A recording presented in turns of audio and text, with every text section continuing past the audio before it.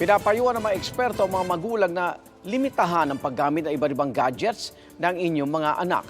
Ang pagkababad kasi sa gadgets, pwedeng makalabo o makasira ng mga mata. Ang sinasabing ideal na screen time sa pagsaksi ni Lay Alves. Pagtapos ng online class, cellphone agad ang hawak ng 6-year-old na si Baste. Play games. Ayon sa kanyang mommy Jen, kung susumahin, inaabot ng 7 oras sa cellphone si Baste sa loob ng isang araw. Pag nakikita namin talaga medyo nagbiblink na yung mata niya, parang ini-stop na talaga namin sila. Hindi rin natin sila nababantayan masyado kasi meron naman tayong trabaho bilang magulang para masuportahan sila.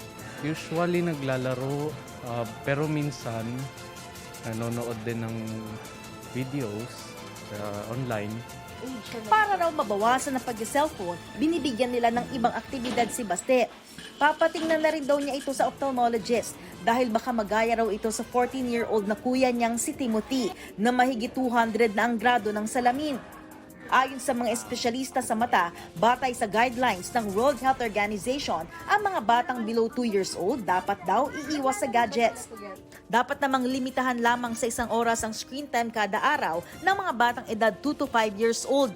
At para naman sa elementary hanggang middle school, hanggang 2 oras lang kada araw. Yung mga elementary, may mga nakasalamin na yan, no? In fact, no, nung tiningnan natin yung mga kindergarten sa Pilipinas, ang data natin, 8.9% nagsasalamin. Pag umabot tayo sa high school, umaabot na ng 16%.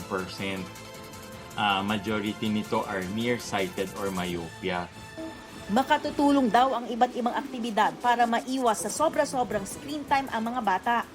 Physical activity at saka creative activities, kaya kailangan i-guide ng parents. Mabuti rin daw sa mga mata ng bata ang outdoor light exposure. 3 oras kada araw o 15 hours sa loob ng 1 linggo ang inirerekomenda ng mga eksperto. Mababawasan din daw nito ang pagtaas ng grado ng mata. Ako si Lay Alves, ang inyong saksi.